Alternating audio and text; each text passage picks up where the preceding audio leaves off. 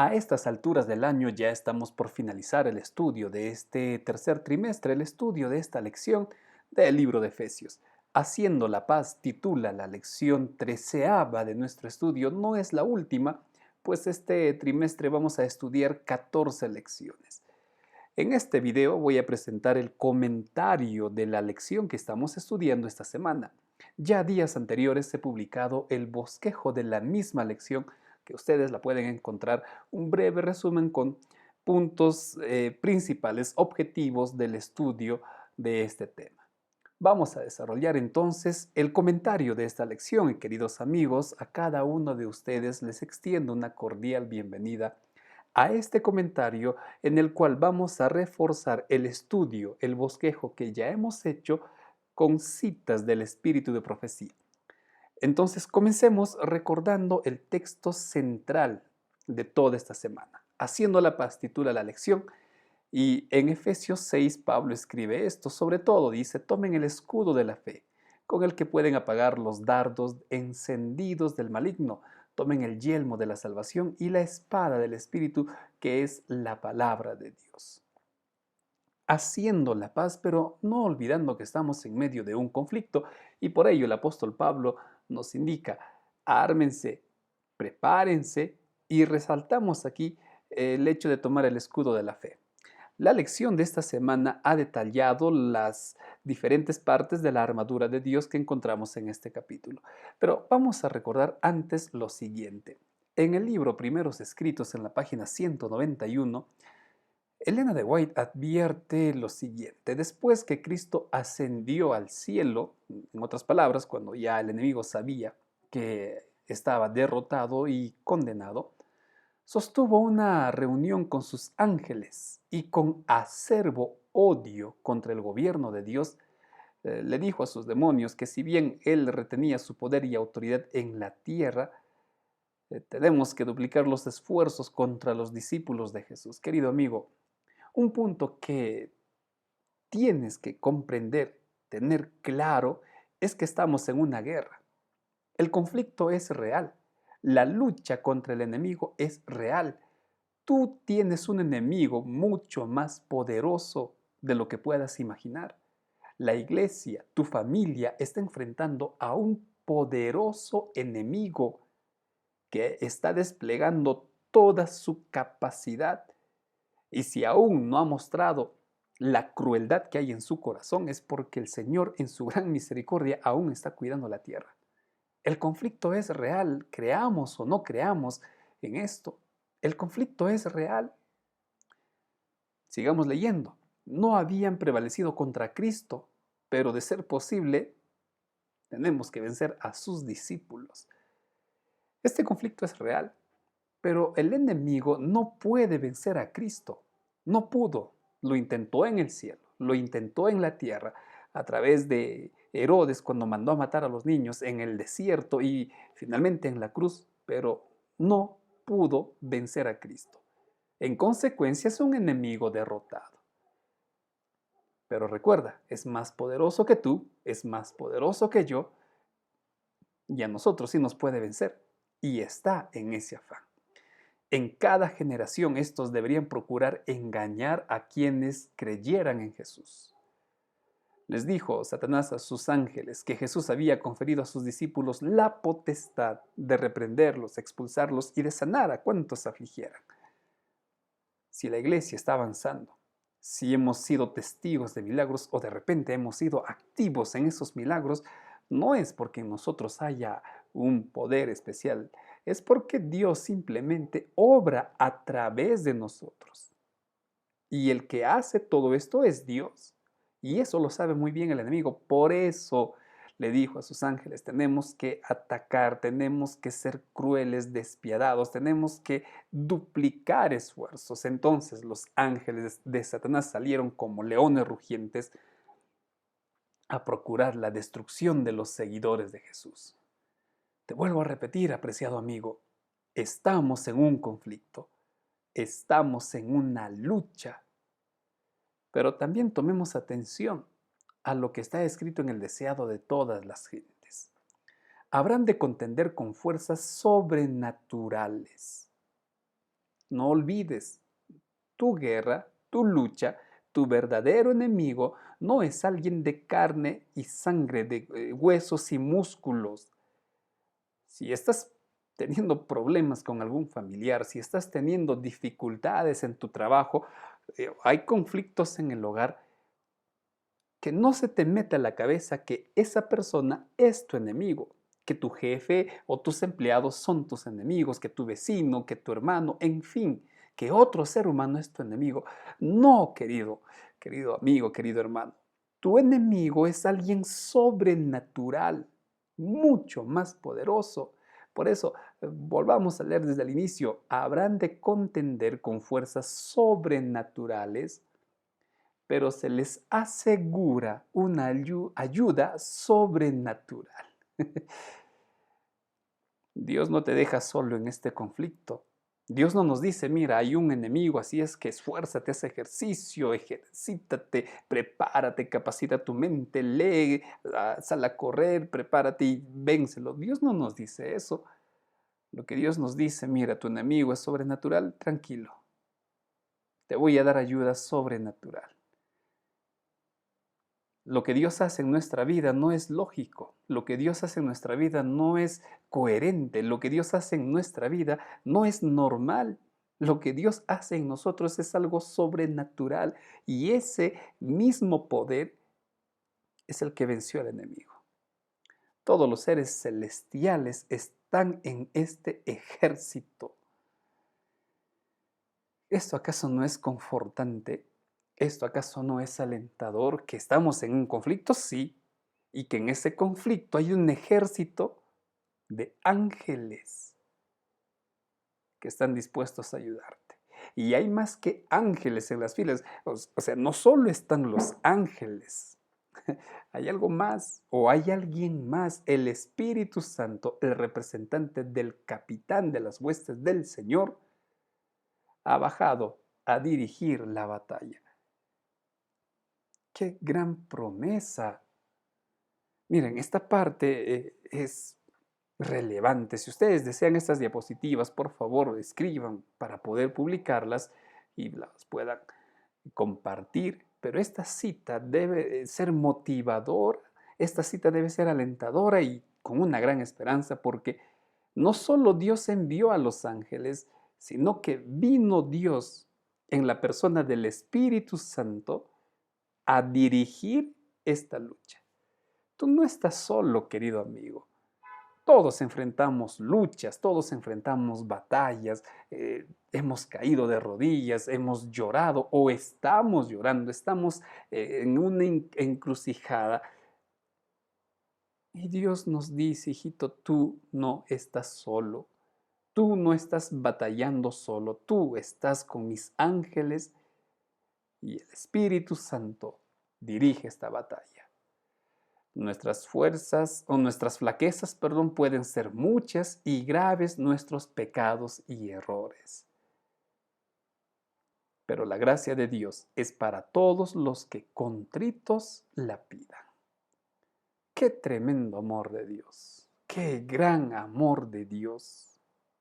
Porque no estamos solos, hay un Dios que nos ayuda y si nosotros caemos, desfallecemos, si nosotros pecamos, Dios no nos desecha, Dios no nos descarta, al contrario, está deseoso de perdonarnos y continuar la pelea, la batalla con nosotros. El poder de la omnipotencia está listo para obrar en favor de los que confían, en Dios. Qué tremenda promesa y qué gran amor de Dios. Entonces, el conflicto, querido amigo, es real. El conflicto no es indiferente a nosotros o nosotros no podemos ser indiferentes a este conflicto. Entonces, si nosotros queremos vencer en este conflicto, tenemos que considerar, y más que considerar, tenemos que poner en práctica lo que la lección de esta semana nos está presentando. Primero, vamos a ver la necesidad de vestirnos con la armadura de Dios. Esto es clave, esto es vital.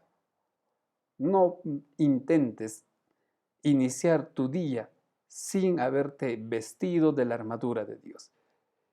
Y digo de iniciar tu día porque el conflicto es diario, el conflicto es constante y y el enemigo sabe muy bien esto y está atacándote.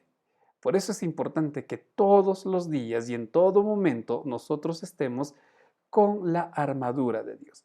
De esto ya resalté precisamente en el bosquejo que ha sido publicado días anteriores y ustedes pueden ver un breve resumen al respecto. Lo que vamos a ver ahora son algunos comentarios, no de toda la armadura porque nos llevaría mucho tiempo, pero sí de la gran mayoría. Prácticamente de las 6 que figuran aquí vamos a ver de 5. Quizá lo que resaltaría aquí es lo que figura en el recuadro negro que está en la parte de abajo. Hay algo importante. La orden de Pablo es que tú y yo utilicemos toda la armadura. No podemos decir, a mí no me gusta la espada, a mí no me gusta el cinturón. No, yo creo que la sandalia no encaja conmigo. Tú no puedes decir eso. O te vistes todo, o el enemigo te va a coger precisamente por aquella parte que tú estás descuidando. Es usar toda la armadura. Y ahora vamos a ver algunos comentarios al respecto de la armadura de Dios. Dios ha provisto, dice Hechos de los Apóstoles, abundantes medios para tener éxito en la guerra contra la maldad que hay en el mundo. La Biblia es el arsenal donde podemos equiparnos para la lucha. Comenzamos con algo clave acá. Todavía no estamos viendo las armas, pero hay algo clave acá. La Biblia es el arsenal que Dios ha dejado para nosotros. Nuestros lomos deben estar ceñidos con la verdad, nuestra cota debe ser la justicia, el escudo de la fe debe estar en nuestra mano y el yelmo de la salvación sobre nuestra frente y con la espada del Espíritu, que es la palabra de Dios, hemos de abrirnos camino a través de las obstrucciones y enredos del pecado. Noten que también Elena de White resalta el uso de toda la armadura. Y es algo que todos deberíamos de hacer. Todos. Entonces veamos ahora de qué trata, por ejemplo, el cinturón. El cinturón que Pablo dice es el cinturón de la verdad. Fuera de la verdad no hay absolutamente ninguna salvaguardia contra el mal. Apreciados amigos, por favor, en este punto, quizá vamos a ir de forma pausada porque es importante resaltar lo que corresponde a cada parte, ya que hablando de la verdad, el cinturón, cíñanse el cinturón de la verdad. Estamos viviendo en una época donde no hay verdad. Para la humanidad, para el concepto humano, para las ideas humanas, no hay una verdad absoluta. Cada uno puede generar su verdad. Y estas ideas están tan esparcidas en el mundo, estas ideas están tan divulgadas en el mundo que aún cristianos, no estoy hablando de denominaciones que pueden ser incluso adventistas, creen esto. Bueno, cada uno tiene su verdad.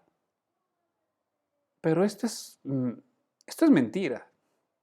Esto es mentira. La Biblia es la palabra de Dios, la Biblia nos muestra la verdad y la Biblia nos dice que Cristo es la verdad. Y fuera de la verdad solo hay mentiras. Si yo quiero crear mi propia verdad en base a mis conceptos, en base a mi preparación, entonces estoy teniendo problemas. Ningún hombre en cuyo corazón no more la verdad, puede permanecer firme en favor de la justicia. Y esto es cierto porque si yo no quiero ceñirme a la verdad, entonces estoy ciñéndome a la mentira. Simple y claro como esto.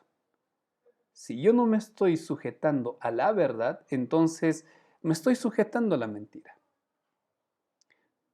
Tomemos por eso mucha atención a esta parte. Solo hay un poder capaz de hacernos y mantenernos inconmovibles, y es el poder de Dios que nos imparte mediante la gracia de Cristo. En la iglesia son muchos, por favor tomemos atención a este segundo párrafo que está en rojo, en la iglesia son muchos los que se figuran comprender lo que creen. Es decir, en la iglesia podemos estar seguros de lo que creemos. En la iglesia yo puedo manifestar que mis principios, mis creencias son firmes, pero no me estoy percatando, si seguimos leyendo, que mi debilidad está presente cuando se levanta alguna controversia. Y cuando estoy separado de los que sostienen mi fe, es decir, cuando estoy solo y tengo que enfrentar pruebas que sacudan mi fe, mis creencias, entonces, ¿qué es lo que dice? Me sorprendo al ver cuán confusas son mis ideas de las que habían aceptado, de las que yo creía que era verdad. Estoy en la iglesia, canto, incluso puedo enseñar, puedo predicar, pero cuando enfrento una noticia sobre evolución, pero cuando enfrento a personas o movimientos sociales que buscan imponerme ideas liberales, me siento prácticamente desnudo. Y me doy cuenta que mi creencia en la Biblia comienza a desmoronarse.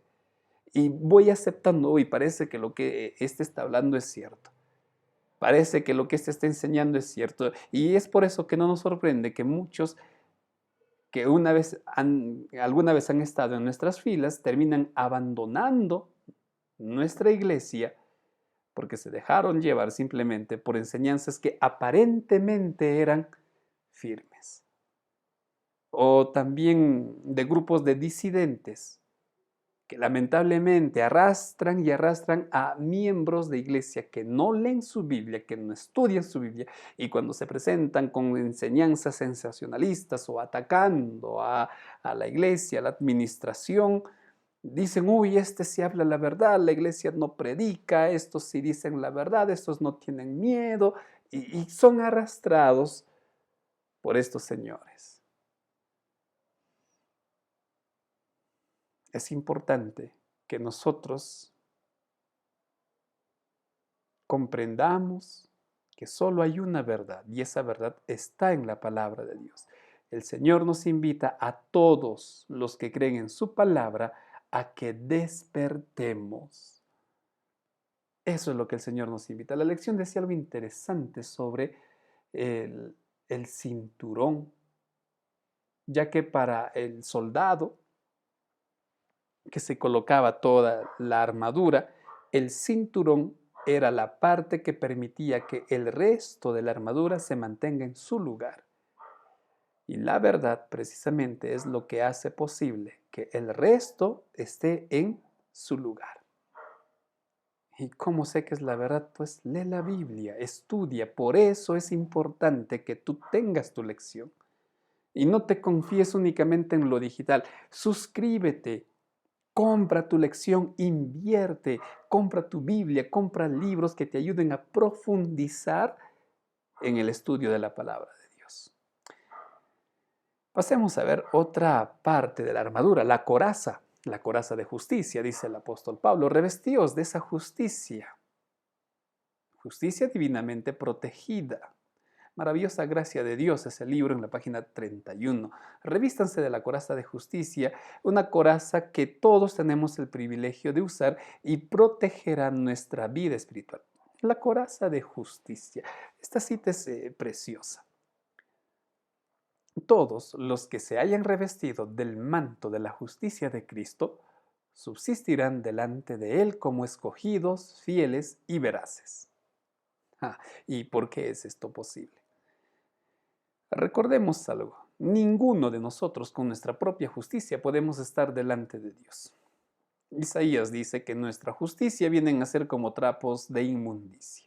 Si yo me presento a Dios y le digo, mira Señor, yo soy pastor de iglesia, yo estudio mi Biblia, yo predico, yo trato de llevar a las personas a Dios, yo creo que soy bueno, quedaría fulminado por la santidad de Dios porque yo soy un un pecador más. Entonces, ¿cómo yo puedo mantenerme delante de Dios? Únicamente por la justicia de Cristo. Esto es un misterio eh, muy lindo, pero no deja de ser un misterio. Y lo único que podemos comprender de manera vaga es que al momento que yo pido perdón a Dios, yo suplico que Dios me perdone, Cristo me otorga su justicia. No la mía, sino la suya, santa, inmaculada. Y de alguna forma Dios ya no me ve a mí, sino me ve a través de la justicia de Cristo. Y por eso yo puedo estar de pie ante Dios. Sí, esta es una explicación, vuelvo a repetir, algo vaga de lo que es ese proceso. Entonces Satanás no puede arrancarlos de la mano de Cristo, a quienes han buscado el perdón de Dios, a quienes han pedido su justicia.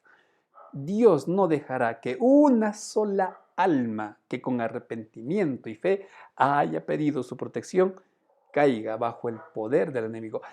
¿Sabes por qué resalto esto y por qué quiero que tú también valores esta cita? Porque Satanás te acusa y te acusa con razón. Él te hace caer, él te pone la tentación y cuando tú caes, Satanás salta y le dice, mira, este me pertenece. El pastor Joab cayó, ahora es mío. Él ha pecado y la paga del pecado es muerte. ¿Y qué le puedo decir yo a Dios? ¿Cómo me puedo justificar ante Dios? Entonces, ahí estoy perdido. Pero si yo busco el perdón y la justicia de Dios y Cristo me da su justicia, ahí se cumple esta cita. No dejará que si yo arrepentido busco el perdón de Dios, caiga en la condenación y caiga con el enemigo. Por eso esta cita es preciosa y yo te pido que tú la valores. Y vuelvo a repetir, si estás interesado en estas diapositivas, escríbelas. Ahora por tiempo no la voy a poder subir de repente de inmediato, pero la trataré de hacer lo más pronto posible. Cada uno de nosotros va a tener un violento combate para triunfar sobre el pecado que está en nuestro corazón. Por momentos es una obra muy penosa y desalentadora, porque obviamente tengo tantos pecados, pero al mirar los defectos de nuestro carácter, nos detenemos a considerarlos y me hundo, cuando en realidad deberíamos mirar a Cristo y revestir el manto de su justicia. Si en algún momento, querido amigo, tú te sientes tan pecador, tan sucio, tan lejos de la gracia de Dios, deja de mirarte a ti. Preséntale tus pecados a Dios y busca la justicia de Cristo, que Él con mucho gusto te lo va a dar. Con mucho amor te va a entregar. Por eso es importante que no solo te mires a ti, sobre todo mires a Cristo y Él te dará la justicia. Perdón. Por eso debemos de vestirnos con el cinturón, la coraza de justicia. Pablo también habla de la espada. Y ya hemos visto algo breve hace un momento en diapositivas anteriores. En nuestra elevada vocación, en la página 33, leemos la siguiente cita: la familiaridad con las escrituras agudiza la capacidad de discernimiento y fortifica el alma contra los ataques de Satanás. Si hay un libro que tú tienes que manejar, conocer, es la Biblia. Todos leemos, todos cogemos libros, pero un libro que deberíamos de conocer muy bien es la Biblia. Porque la Biblia agudizará nuestra forma de pensar, nuestra capacidad de discernir, fortalecerá el alma. La Biblia es la palabra del Espíritu que nunca dejará de vencer al adversario. ¡Qué linda cita! Cuando Satanás se presentó ante el Señor Jesús en el desierto, Satanás también empleó la Biblia. ¿Cuál es el problema? ¿O cuál es la diferencia con el cristiano que es sincero? Es que Satanás no se somete a la Biblia. Satanás conoce la Biblia, pero él no se somete a la Biblia.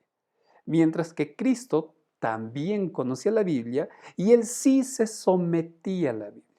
Entonces, la Biblia vencerá al adversario cuando tú y yo estemos sometidos a ella. Pero si yo solo conozco la Biblia, mas no me someto, entonces estoy perdido. La Biblia es el único verdadero guía en todos los asuntos de fe y de práctica. La razón por la cual Satanás tiene tanto control sobre la mente y el corazón de los hombres es que no han hecho de la palabra de Dios su consejero y todos sus caminos han sido probados mediante la prueba verdadera. Todos sus caminos no han sido probados, perdón. ¿Por qué Satanás tiene éxito? Número uno, porque no leemos nuestra Biblia. No leemos, no estudiamos la lección.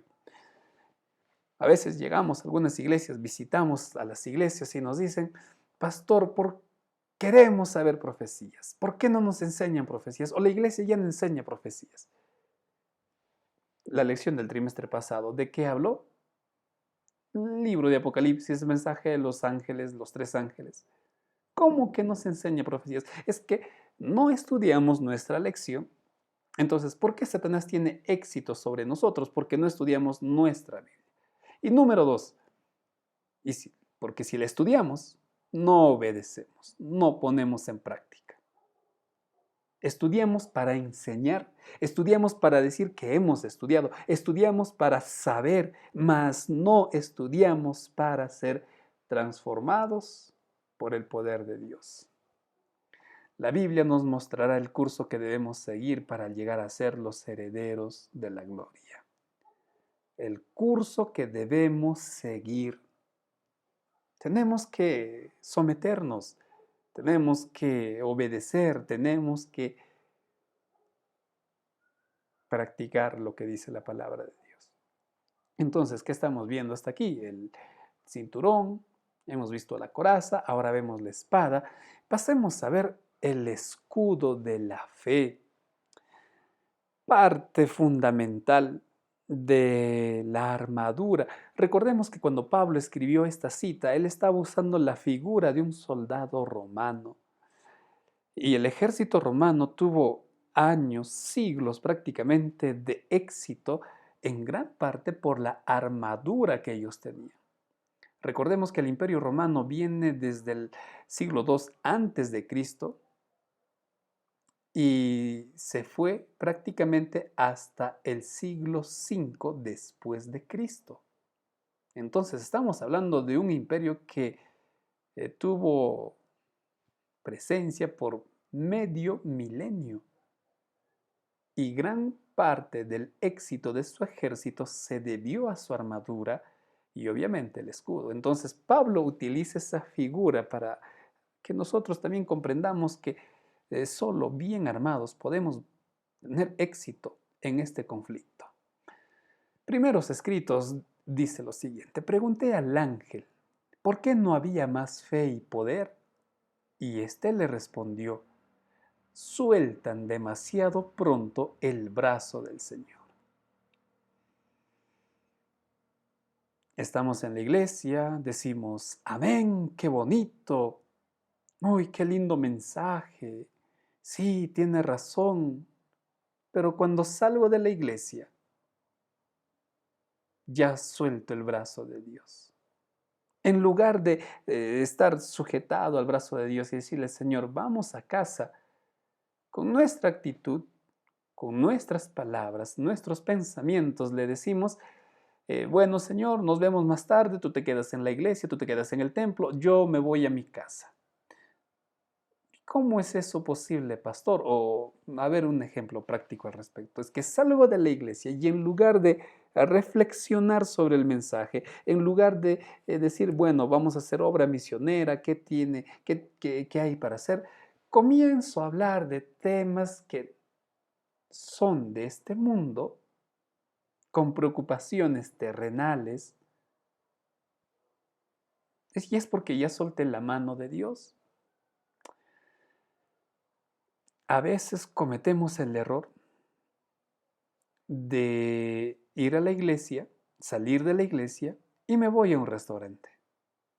Me voy y me voy en grupo. Vamos, grupo, a ver, vamos a tal restaurante.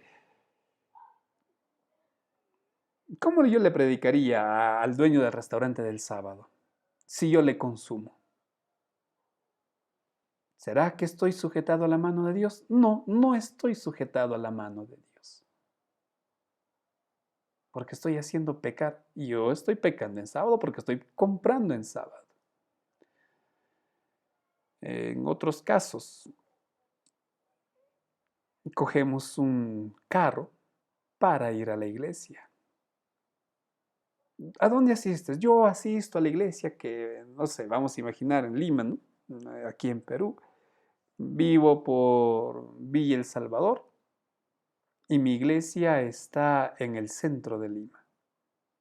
No es mi iglesia, yo la quiero mucho, yo tengo ahí mis hermanos, mi familia y por eso asisto a la iglesia. ¿Y qué hago? Cojo un carro, servicio de transporte, pago por mi servicio a alguien que está trabajando en sábado.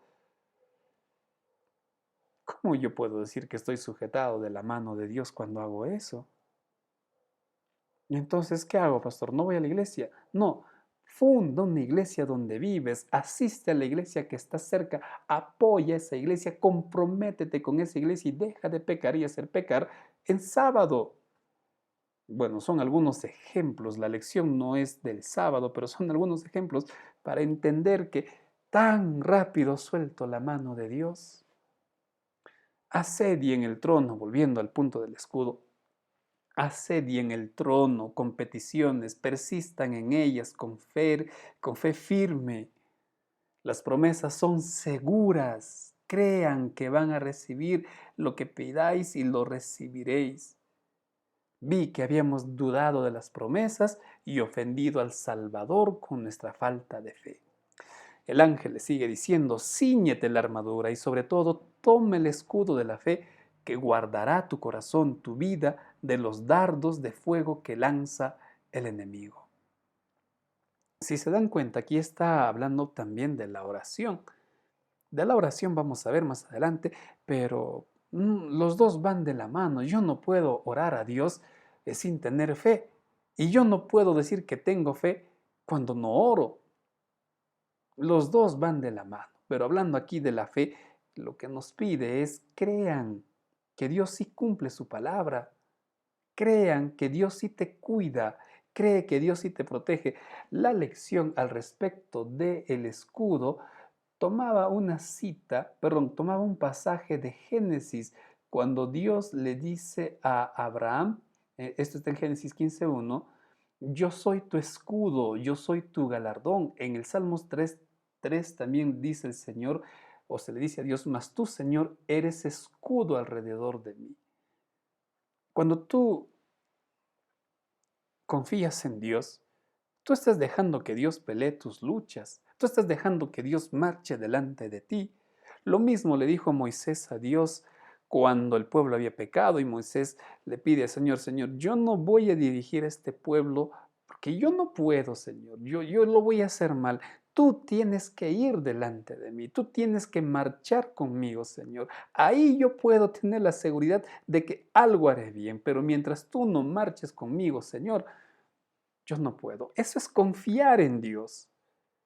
Por eso es importante que tomemos la fe como nuestro escudo y dejar a Dios nuestras preocupaciones, dejar a Dios nuestras angustias, que Dios pelee nuestras batallas y sea Dios quien apague los dardos de fuego que lanza el enemigo. Si Satanás logra que los abatidos aparten sus ojos de Jesús, se miren ellos mismos y fijen sus pensamientos en su indignidad en vez de fijarlos en los méritos y el amor y la compasión de Cristo, entonces nos está despojando del escudo de la fe, logrando su objetivo y ellos quedarán expuestos a violentas tentaciones. Fe es confiar en Dios y actuar en base a esa confianza. Por lo tanto, los débiles han de volver los ojos hacia Jesús y creer en Él. Entonces estarán ejercitando la fe. Cuán importante, querido amigo, es que confiemos en Dios. ¿Cómo ejercito la fe? Colocando tus ojos en Cristo. ¿Y cómo coloco mis ojos en Cristo? Leyendo su palabra y obedeciendo lo que su palabra dice. Así estoy ejercitando mi fe. El escudo de la fe. Luego de ver el escudo de la fe, hemos visto 4 partes de la armadura. Disculpen que por tiempo no voy a hablar del casco, el yelmo de la salvación. En resumen, sobre el casco diría que no confíes en tus méritos, no confíes en tus acciones, en tus pensamientos, sino entrega tus pensamientos e ideas a Cristo, que cuide tu salvación, que cuide tu salvación. Vamos al siguiente punto. No luches solo, lucha con la iglesia. En el bosquejo que publiqué en los días anteriores, este era el primer objetivo, que Pablo no escribe una carta solo para ser aplicado de forma individual, sino una carta para que se aplique también a la iglesia. Entonces, al respecto, vamos a ver lo siguiente. Aquí está precisamente lo que ya mencioné. La carta es para la iglesia, se puede aplicar de forma individual y se debe de aplicar, pero para ser trabajado en iglesia, en equipo.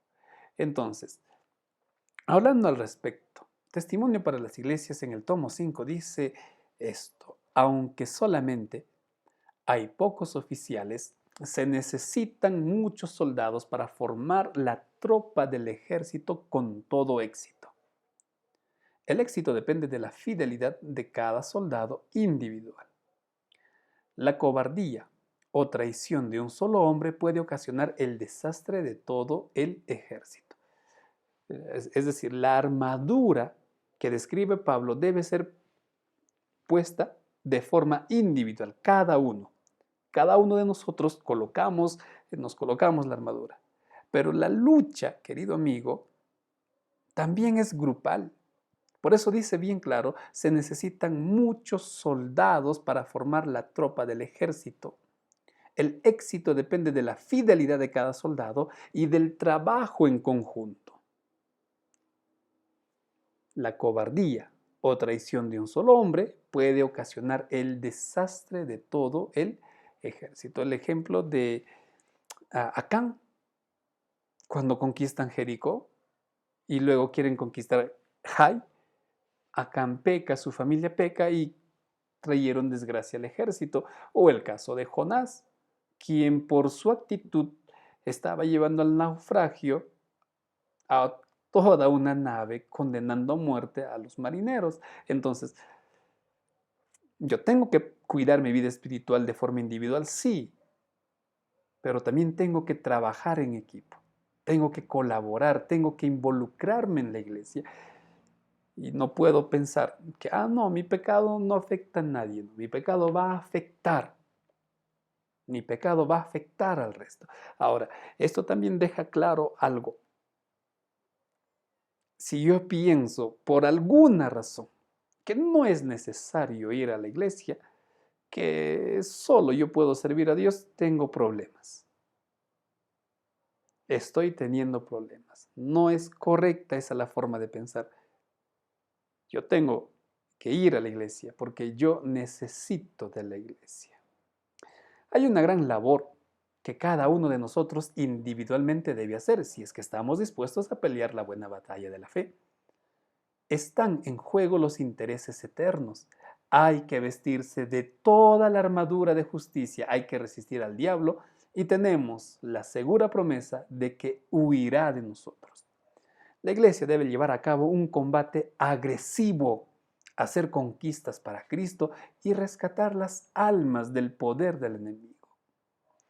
La iglesia debe llevar a cabo un combate agresivo, hacer conquistas para Cristo y rescatar almas del poder del enemigo. Individualmente, hazlo. pero tienes que involucrarte sí o sí en la iglesia. Solo, querido amigo, no es el plan de Dios. Dios y sus santos ángeles toman parte en este conflicto. Agrademos al que nos ha llamado a ser uno de sus soldados.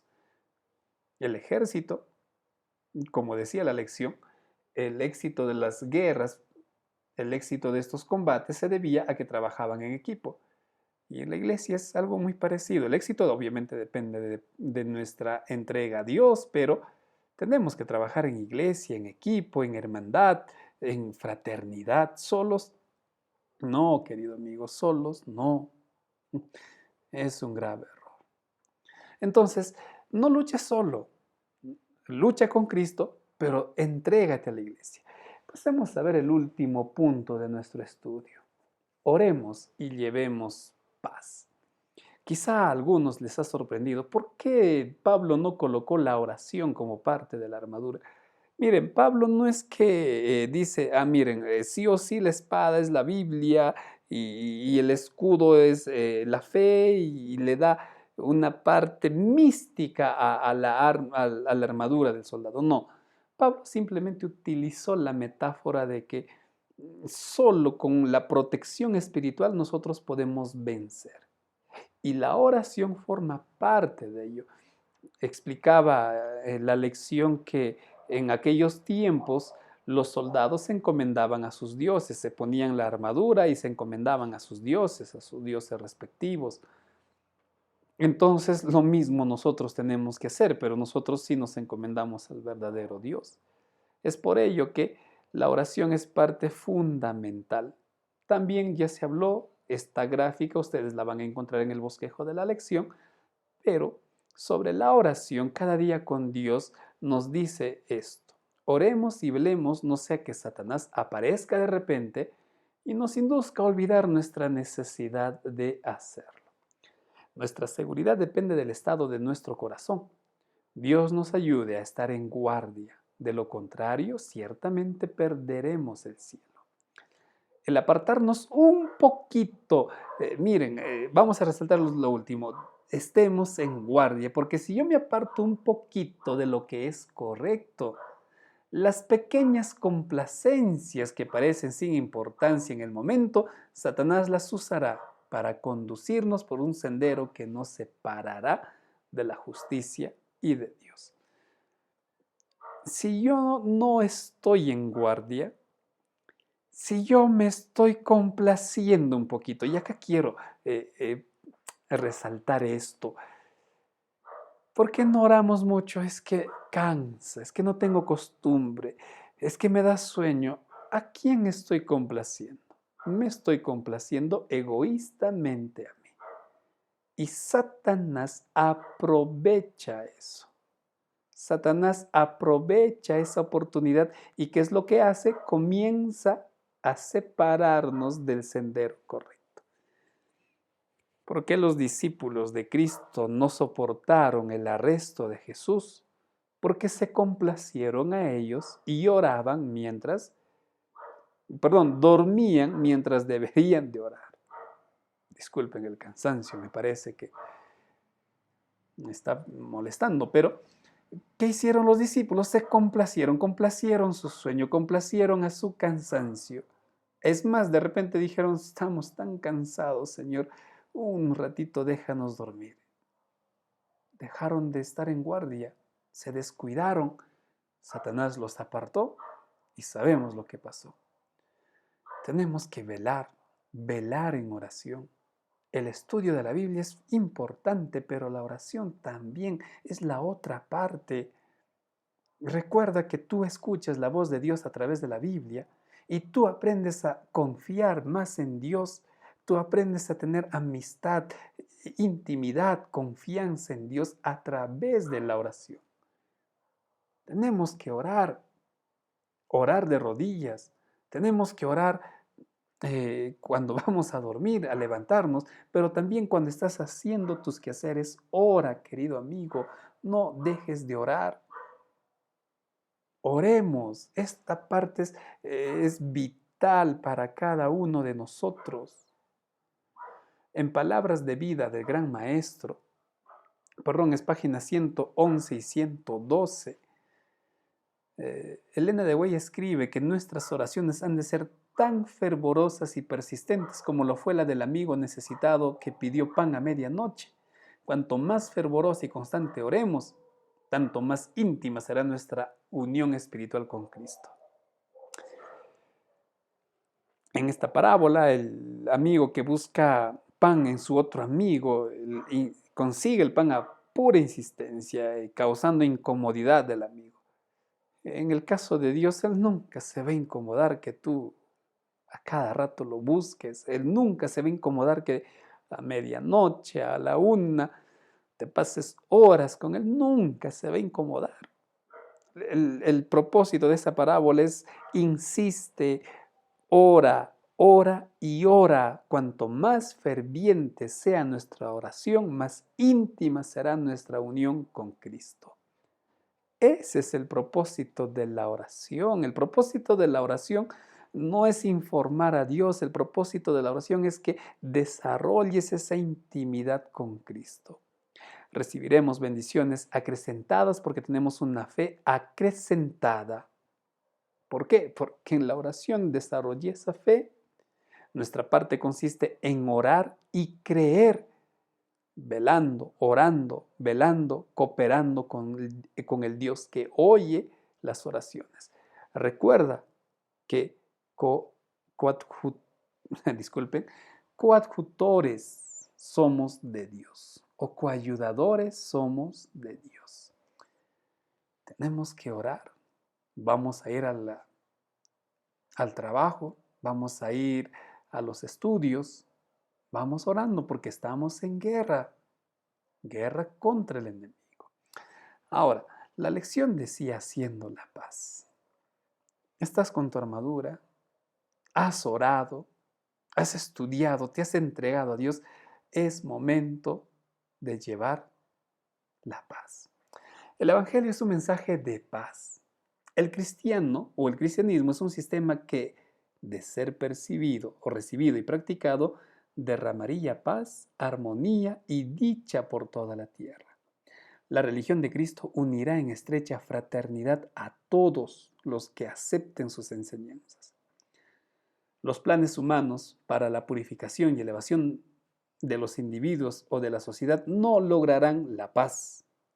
El único poder que puede crear la paz es la gracia de Cristo. Cuando ésta esté en el corazón, desalojará las pasiones que causan luchas y disensiones. Nuestro corazón por naturaleza es rencilloso, egoísta, nuestro corazón es vengador.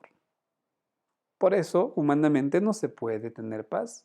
¿Cuántos organismos, ONGs en el mundo hay que procuran la paz? ¿Tienen éxito?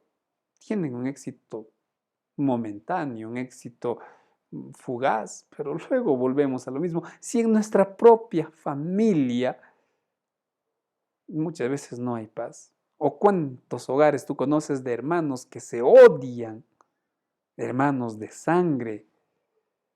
Y es que nuestro corazón, querido amigo, no puede tener paz. El único que puede dar paz es Dios.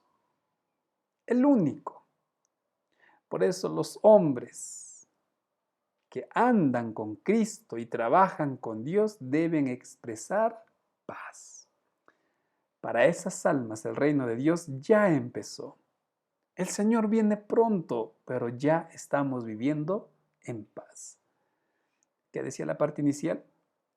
Que si practicaríamos el cristianismo, viviríamos en paz, en armonía, viviríamos en dicha. Pero a nosotros nos gusta cuestionar lo que dice la Biblia, nos gusta cuestionar lo que dice Dios. Creemos que nuestra forma de pensar es mejor que la de Dios. Ay, ¿cuántas veces nos metemos en problemas por hacer lo que yo creo que tengo que hacer? No, queridos amigos, deberíamos someternos a Dios. Transfórmenlo en una parte de su propia vida. Practiquemos lo que dice la Biblia. Asegúrense de que sus pies estén calzados con el apresto del Evangelio de la paz.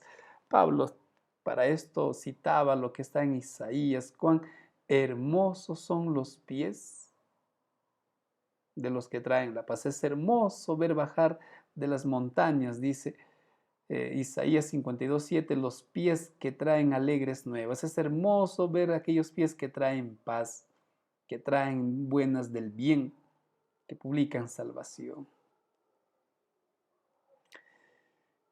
Y voy a seguir insistiendo, no porque es mi idea, sino porque es lo que dice la Biblia, es lo que dice el espíritu de profecía. No prediques, no pretendas ganar a las personas atacándolas, criticándolas, condenándolas.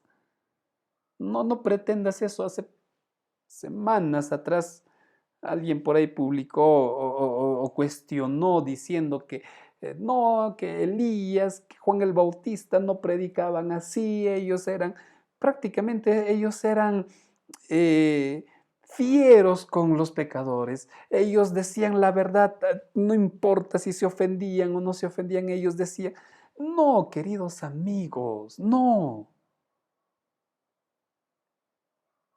Quitémonos esa idea. En todo caso, Cristo se equivocó. En todo caso, el Espíritu Santo se equivocó cuando Elena de White escribió esto. En todo caso, Pablo se equivocó cuando dice, ¿de qué me sirve saber profecías, enseñar si no tengo amor? En todo caso, ellos se equivocaron.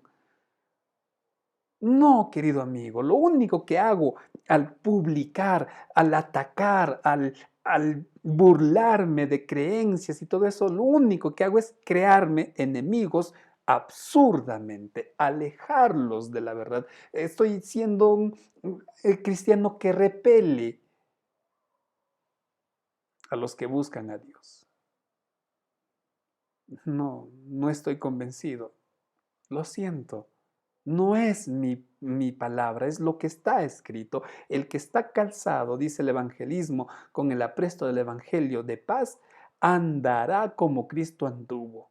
Podrá hablar palabras adecuadas y hablarlas con amor. Hablarlas con amor. Porque tú no estás yendo a defender una iglesia, tú no estás yendo a defender tus creencias, tú estás yendo a rescatarlo. Tú estás yendo a salvarlo. ¿Y cómo le vas a salvar si lo insultas? ¿Cómo le vas a salvar? ¿Cómo le vas a decir yo te amo cuando ofendes sus ideas? El que anda como Cristo andará con amor, con paz. No tratará de introducir por la fuerza el mensaje de la verdad. Tratará tiernamente con todo corazón, comprendiendo que el Espíritu impresionará la verdad a aquellos que son susceptibles a las impresiones divinas. ¿Cómo los tratará? ¿Cómo los hablará? Tiernamente. Nunca será vehemente en sus maneras. Toda palabra hablada tendrá una influencia suavizadora y subyugante. Pero para eso, querido amigo, tú tienes que vestirte de la armadura de Dios. Porque si no, será tu lado humano, será tu lado carnal, será tu lado lógico el que salga a hablar y no el carácter de Dios. Así es que, apreciados amigos, vistámonos de toda la armadura. Y si por ahí alguien dice, pastor, no me gusta el evangelismo, lo siento, querido amigo, pero es parte de la armadura. De repente no te gusta la forma como te piden, pero hay muchas maneras de predicar, como predicó José en la cárcel, siendo un buen prisionero, siendo un buen administrador, siendo responsable, siendo puntual, siendo leal. Así predicó. Como predicó Tabita, poniendo sus talentos al servicio de Dios. Entonces tú y yo no podemos nosotros decir, no, yo no soy para predicar y me encierro. No, querido amigo, tú tienes una responsabilidad, calzarte esas sandalias del Evangelio y salir a predicar, porque hay personas que andan miserablemente y sin paz, mientras tú te vas a acostar en paz con tu familia, en paz con tus hijos. Tú no puedes ir a dormir así cuando no has presentado un poquito de este mensaje a otras personas. Yo estaré orando para que en ti se cumplan aquellas palabras que escribiera el profeta Isaías y que digan de ti cuán hermosos son los pies que vienen trayendo paz. Y no solo de ti, de mí y de toda la iglesia, porque eso es lo que Cristo nos ha encargado. Así es que, queridos amigos, hay mucho trabajo que hacer, hay mucha oración y mucho que predicar.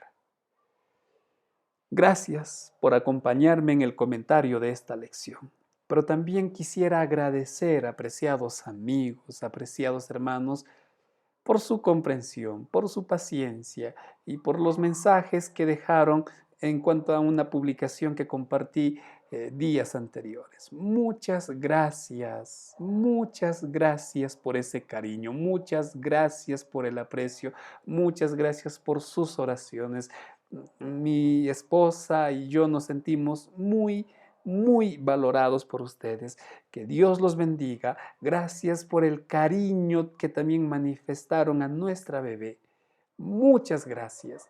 Yo espero poder cumplir con ustedes, compartir lo poquito que sé, poder compartir con ustedes. Han quedado muchas ideas, no al aire, pero han quedado ideas para concretar y con sus oraciones. Yo les pido que me sigan apoyando con sus oraciones, poder cumplir porque tengo un sueño de poder compartir otra clase de temas que están ahí. Pero por ahora, gracias, muchas gracias por esas palabras, por esas manifestaciones de cariño. Que Dios los bendiga grandemente, que Dios multiplique bendiciones en sus hogares. Estaré orando por ustedes, quizá no nombre por nombre. Disculpen que no recuerdo todos los nombres, pero sí pidiendo para que Dios los bendiga. Y también por ahora me despido, deseando volver a encontrarnos con la última lección de este trimestre. Un gran abrazo para cada uno de ustedes. Hasta una nueva oportunidad.